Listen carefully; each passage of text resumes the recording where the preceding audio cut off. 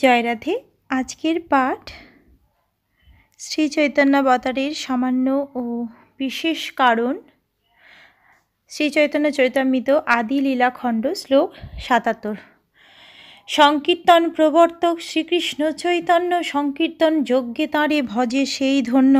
শ্রীকৃষ্ণ চৈতন্য হচ্ছেন সংকীর্তন সমবেতভাবে ভগবানের দিব্য নাম কীর্তন যজ্ঞের প্রবর্তক, যিনি এই সংকীর্তনের মাধ্যমে তার ভজনা করেন, তিনি হচ্ছেন যথার্থ ভাগ্যবান। সেই তো সুমেধা আর কুবুদ্ধি সংসার, সর্বযজ্ঞ হইতে কৃষ্ণ নাম যজ্ঞ সার। সেই মানুষই হচ্ছেন যথার্থ বুদ্ধিমান, কিন্তু যারা নির্বোধ তারা সংসারে জন্ম মৃত্যুর আবর্তে নিরন্তর আবর্তিত হয়। সমস্ত যজ্ঞের মধ্যে পরমেশ্বর ভগবানের দিব্য নাম কীর্তনই হচ্ছে সর্বশ্রেষ্ঠ যজ্ঞ। শ্রী চৈতন্য মহাপ্রভু হচ্ছেন সংকীর্তন আন্দোলনের পিতা ও প্রবর্তক। যে মানুষ সংকীর্তন আন্দোলনে তার জীবন, সম্পদ, বুদ্ধিমত্তা ও বাক্য উৎসর্গ করার মাধ্যমে ভগবানের আরাধনা করে, ভগবান তার প্রতি সদয় হন এবং তার আশীর্বাদ বর্ষণ করেন। এছাড়া অন্য সকলেই হচ্ছে মূর্খ, কেননা তারা বহু শক্তি ক্ষয় করে যে সমস্ত যজ্ঞ সম্পাদন করে তার মধ্যে এই সংকীর্তন যজ্ঞ হচ্ছে সর্বশ্রেষ্ঠ। কোটি অশ্বমেধ এক কৃষ্ণ নাম সম, যেই কহে সে পাষণ্ডী দণ্ডে তারে যম। কোটি অশ্বমেধ যজ্ঞ এক কৃষ্ণ নামের সমান, এই কথা বলে যে বলে সে পাষণ্ডী, সে অবশ্যই যমরাজ কর্তৃক দণ্ডিত হবে। ভগবানের দিব্য নাম হরে কৃষ্ণ মহামন্ত্র জপ বা কীর্তন করার সময় 10টি অপরাধ বর্জন করার নির্দেশ দেওয়া হয়েছে। সেই 10টি অপরাধের মধ্যে অষ্টম অপরাধটি হচ্ছে ধর্মব্রত ত্যাগ, হুতাদি সর্বসু ভক্রিয়া সাম্য প্রমোদ, অর্থাৎ ভগবানের নাম কীর্তনকে ব্রাহ্মণ অথবা সাধুদের দান করা, দাতব্য, শিক্ষানিকেতন খোলা, খাদ্য বিতরণ করা প্রভৃতি পুণ্য কর্মগুলি সমপর্যায়ভুক্ত বলে মনে করা উচিত নয়। কোনো পুণ্য কর্মের ফলই হরে কৃষ্ণ মহামন্ত্র কীর্তন করার সমপর্যায়ভুক্ত নয়। বৈদিক শাস্ত্রে বলা হয়েছে গো কোটি দানং গ্রহণে খগস্য, প্রয়াগ গঙ্গোদক কল্পবাস, যজ্ঞাযুতং মেরু সুবর্ণ দানং গোবিন্দ কীর্তেন সমং শতাংশই। এমনকি কেউ যদি সূর্যগ্রহণের সময় কোটি গাভী দান করেন, গঙ্গা ও যমুনার সঙ্গমস্থলে লক্ষ লক্ষ বছর ধরে বসবাস করেন, অথবা যজ্ঞে ব্রাহ্মণদের পর্বত প্রমাণ স্বর্ণ দান করেন, তবুও তিনি হরে কৃষ্ণ মহামন্ত্র কীর্তন করার 1% ফলও অর্জন করতে পারেন না। পক্ষান্তরে কেউ যদি হরে কৃষ্ণ মহামন্ত্র কীর্তনকে কোনো রকম পুণ্যকর্ম বলে মনে করে, তাহলে সেই ধারণা সম্পূর্ণ ভ্রান্ত।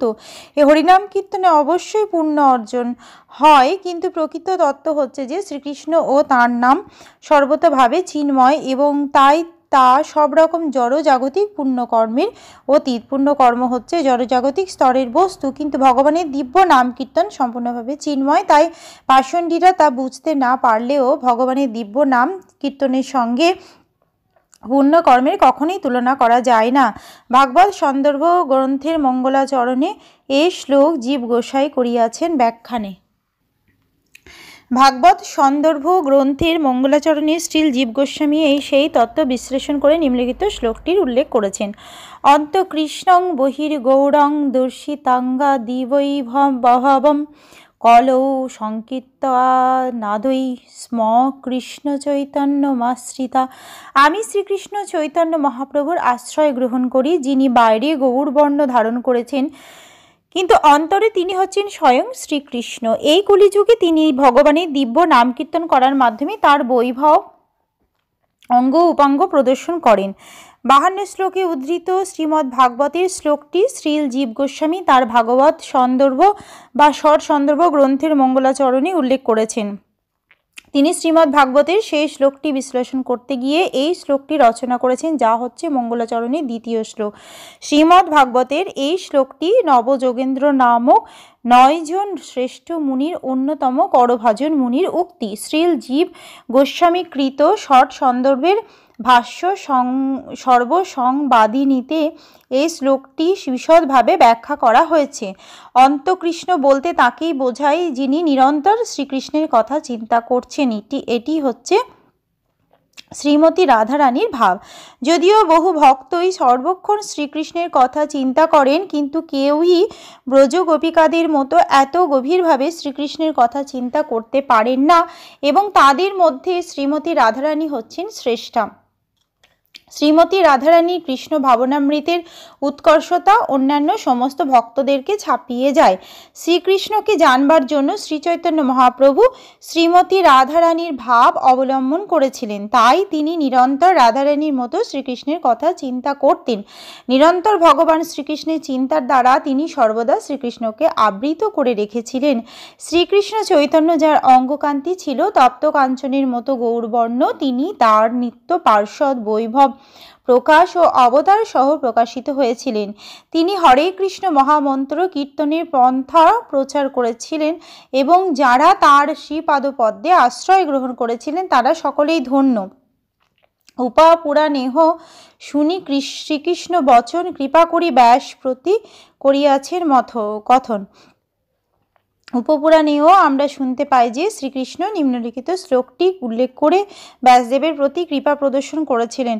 অহমেব কচ্চিদ ব্রহ্মণ সন্ন্যাসাশ্রমম আশ্রিত হরিভক্তিং গ্রাহয়ামি কলো পাপহ তান্নরান। হে ব্রাহ্মণ, কখনো কখনো আমি কলিযুগের অধঃপতিত পাপী মানুষদের হরিভক্তি প্রদান করার জন্য সন্ন্যাস আশ্রম অবলম্বন করি। ভাগবত ভারতবর্ষ আগম পুরাণ শ্রীচৈতন্য কৃষ্ণ অবতারে প্রকট প্রমাণ। শ্রীমদ্ ভাগবত, মহাভারত, পুরাণ ও অন্যান্য সমস্ত বৈদিক শাস্ত্রে শ্রীকৃষ্ণ চৈতন্য মহাপ্রভু রূপে শ্রীকৃষ্ণের আবির্ভাবের উল্লেখ করা হয়েছে। প্রত্যক্ষে দেখ হোক নানা প্রকট প্রভাব, অলৌকিক কর্ম অলৌকিক অনুভব। শ্রীচৈতন্য মহাপ্রভুর অলৌকিক কার্যকলাপ এবং অলৌকিক ভক্তিভাবের প্রকাশ প্রত্যক্ষভাবে দেখতে পাওয়া যায়। দেখিয়া না দেখে যত অভক্তেরও গণ, উলুকে না দেখে যেন সূর্যেরও কিরণ। কিন্তু অভক্তেরা তা দেখেও দেখতে পায় না, ঠিক যেমন প্যাঁচা সূর্যের কিরণ দেখতে পায় না। তাং শিলরূপ চরিতই পরম প্রকৃষ্টই, সত্যেন সাত্ত্বিকতয়া প্রবল্যৈশ্চ শাস্ত্রই, প্রখ্যাত দৈব পরমার্থ বিদাং মতৈশ্চ, নৈবা সুর প্রকৃতয় প্রভবন্তি বদ্ধুম। হে ভগবান, যদিও তুমি তোমার মহিমান্বিত কর্ম, মাধুর্যমণ্ডিত রূপ, মহিমাময় চরিত্র ও অসাধারণ ক্ষমতার বলে পরমেশ্বর ভগবান এবং তার সমস্ত সাত্ত্বিক শাস্ত্রসমূহ এবং সকল পারমার্থবিদ কর্তৃক প্রতিপাদিত হয়েছে, তবুও আসুরিক মনোভাবাপন্ন ব্যক্তিরা তোমাকে হৃদয়ঙ্গম করতে পারে না। এটি শ্রী রামানুচার্যের গুরুদেব শ্রী যামুনাচার্যের রচিত স্তোত্র রত্ন থেকে উদ্ধৃত একটি শ্লোক। প্রামাণিক শাস্ত্রসমূহ শ্রীকৃষ্ণের অপ্রাকৃত রূপ, গুণ, লীলা আদির বর্ণনা করে এবং শ্রীকৃষ্ণ স্বয়ং পৃথিবীর সবচাইতে প্রামাণিক শাস্ত্র ভগবদ্গীতায় তার নিজের সম্বন্ধে বিশ্লেষণ করেছেন। বেদান্ত সূত্রের ভাষ্য শ্রীমদ্ ভাগবতেও তাকে আরও বিশ্লেষণ করা হয়েছে। এই সমস্ত প্রামাণিক শাস্ত্রের বর্ণনা অনুসারে শ্রীকৃষ্ণকে পরমেশ্বর ভগবান বলে স্বীকার করা হয়েছে। কেবল অজ্ঞ মানুষদের স্বীকৃতির মাধ্যমে নয়, আধুনিক যুগে এক ধরনের মূর্খ মানুষেরা মনে করে যে যেভাবে তারা ভোট দিয়ে রাজনৈতিক নেতাদের নির্বাচন করে, ঠিক সেভাবেই তারা ভোট দিয়ে যে কোনো ব্যক্তিকে ভগবান বানাতে পারে। কিন্তু জড়াতীত পরমেশ্বর ভগবান প্রামাণিক শাস্ত্রে নির্ভুলভাবে বর্ণিত হয়েছেন। ভগবদ্গীতায় ভগবান শ্রীকৃষ্ণ বলেছেন যে মূর্খ লোকেরাই কেবল তাকে সাধারণ মানুষ জ্ঞানে অবজ্ঞা করে এবং মনে করে সকলেই তার মতো পরম তত্ত্বজ্ঞান দান করতে পারে। এমনকি ঐতিহাসিক বর্ণনা অনুসারেও শ্রীকৃষ্ণের কার্যকলাপ অত্যন্ত অসাধারণ। শ্রীকৃষ্ণ দৃপ্ত কণ্ঠে ঘোষণা করেছেন, আমি হচ্ছি ভগবান, এবং তিনি সেই অনুসারে কার্য করেছেন। মায়াবাদীরা মনে করে যে কেউ নিজেকে ভগবান বলে দাবি করতে পারে, কিন্তু সেটি তাদের ভ্রান্তি, কেননা শ্রীকৃষ্ণের মতো এই ধরনের অসাধারণ কার্যকলাপ আর কেউই করতে পারে না। তিনি যখন তার মাতৃগর্ভস্থ একটি শিশু, তখন তিনি পুতনা নাম্নী এক ভয়ঙ্করী রাক্ষসীকে সংহার করেছিলেন। তারপর তিনি একে একে তৃণাবর্তাসুর, বৎসাসুর ও বকাসুরকে সংহার করেছিলেন। তারপর একটু বয়সপ্রাপ্ত হলে তিনি অঘাসুর ও ঋষভাসুরকে সংহার করেছিলেন। এভাবেই দেখা যায় যে ভগবান সর্ব অবস্থাতেই ভগবান। যোগ অভ্যাস করার মাধ্যমে ভগবান হওয়া যায়, এই ধারণাটি হাস্যকর। কঠোর প্রচেষ্টার মাধ্যমে কেউ তাঁর দিব্য প্রকৃতি সম্বন্ধে অবগত হতে পারে, কিন্তু সে কখনোই ভগবান হতে পারে না।